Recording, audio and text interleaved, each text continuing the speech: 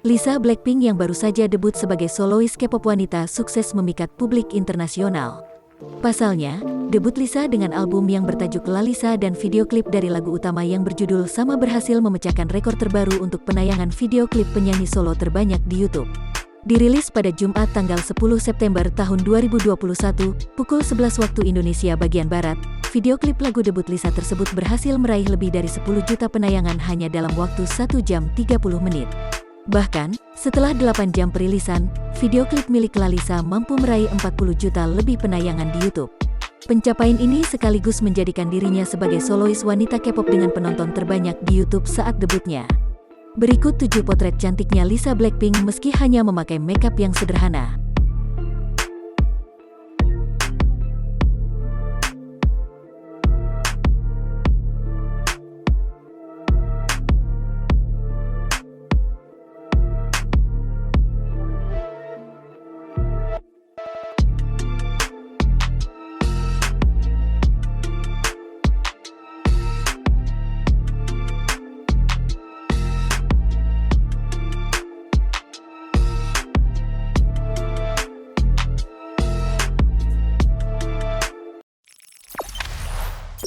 Jangan lupa subscribe, share, komen, dan like ya!